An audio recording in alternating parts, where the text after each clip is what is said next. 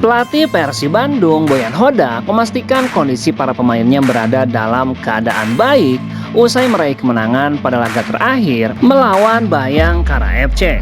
Menurutnya, hasil positif tersebut menjadi faktor penting dalam proses pemulihan tim setelah jadwal pertandingan yang cukup padat.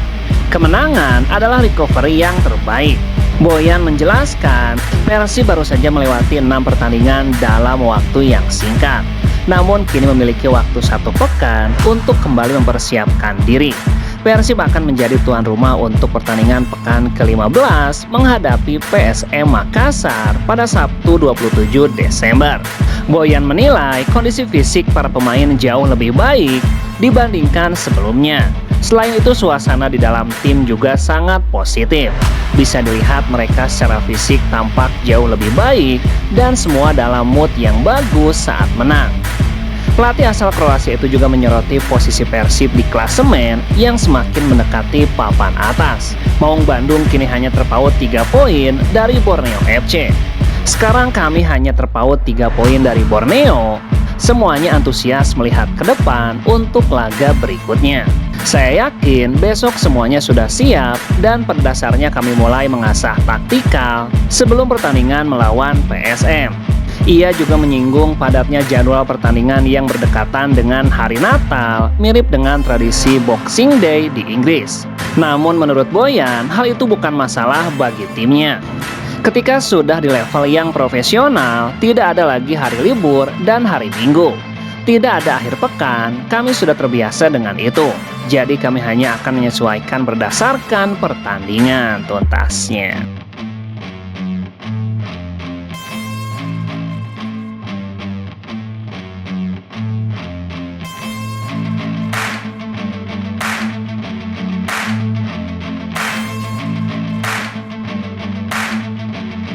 Persib Bandung berhasil merebut kembali posisi strategis di papan atas Superliga. Kemenangan 2-0 atas Bayangkara FC di Stadion GBLA mengantarkan Maung Bandung naik ke peringkat kedua klasemen sementara. Namun di tengah euforia keberhasilan menggeser Persija, Persib memilih menjaga jarak dari rasa puas. Pelatih Boyan Hodak menegaskan, hasil tersebut bukan titik akhir, melainkan pijakan untuk menghadapi tantangan berikutnya yang dinilai tidak kalah berat. Tambahan 3 poin membuat Persib kini mengoleksi 31 poin dan menyalip Persija Jakarta yang harus turun ke posisi ketiga dengan 29 poin. Pergeseran ini sekaligus menegaskan ketatnya persaingan di papan atas kompetisi musim ini. Meski menang dengan skor meyakinkan, Boyan menilai laga kontra Bayangkara FC tidak berjalan mudah. Saya sangat senang dengan hasil ini dan sekarang saatnya untuk fokus lagi ke pertandingan berikutnya. Boyan pun menegaskan ini bukan akhir dari petualangan Persib Bandung.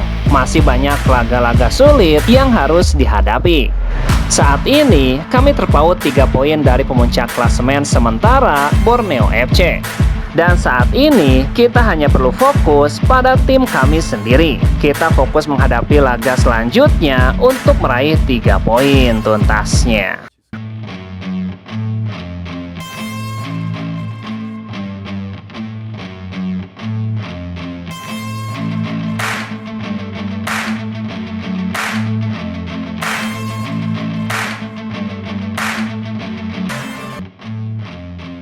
Setelah menunggu sekian lama, akhirnya Persebaya Surabaya resmi memperkenalkan pelatih anyar untuk tampil di Superliga.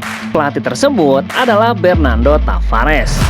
Kepastian itu diumumkan secara resmi oleh akun media sosial Persebaya pada Senin 22 Desember. Tavares dijadwalkan akan tiba di Surabaya dalam waktu dekat. Bernardo Tavares bukan nama yang asing untuk sepak bola Indonesia. Pelatih asal Portugal itu sempat menukangi PSM Makassar selama 3 musim terakhir. Prestasi terbaiknya yakni membawa PSM menjadi juara Liga 1 musim 2023. Surabaya, aku datang, ungkap Tavares. Tavares datang untuk menggantikan Eduardo Perez yang sudah didepak Persebaya sejak 22 November. Tavares pun mengucapkan terima kasih kepada manajemen Persebaya yang sudah sabar menunggu konflik dengan PSM selesai. Kini Tavares sudah siap menjalani petualangan baru bersama bajul ijo.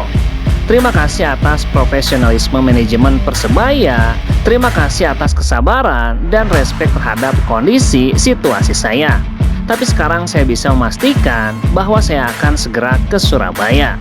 Rencananya Tavares akan membawa 1 asisten pelatih ke Surabaya tuntasnya.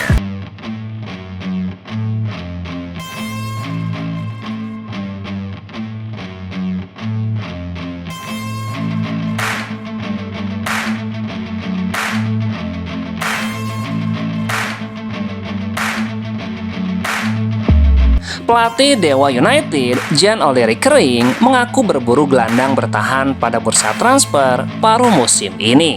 Dewa United berhasil menang 5-1 atas Persis Solo pada pekan ke-15 Superliga di Banten International Stadium. Hasil itu sekaligus menjadi kemenangan kedua beruntun yang didapat tim berjuluk Banten Warrior tersebut. Akan tetapi, pelatih mengaku belum puas. Ia pun tidak ingin menyia-nyiakan kesempatan memperkuat timnya dengan melakukan pergerakan di bursa transfer paruh musim. Kalau melihat keseimbangan tim, kami membutuhkan gelandang bertahan. Hanya ada 1 pemain, dan jika dia bermasalah, maka kami tidak bisa apa-apa. Kami masih ingin membawa pemain yang lebih bagus untuk musim ini. Pada awal musim lalu kami tidak bisa mendatangkannya dan kami butuh pemain untuk mengisi posisi gelandang bertahan.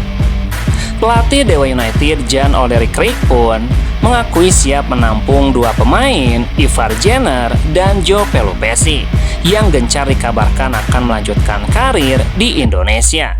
Apakah kalian wartawan bisa memberikan raport pemain mereka? Kemungkinan kami akan merekrut Ivar Jenner dan Joe Pelupesi. Akan kami lihat, saya sudah punya nama yang diincar. Tetapi kalau memang mereka tidak bisa didatangkan, kalau tidak bisa, kami punya nama lain yang bagus tuntasnya.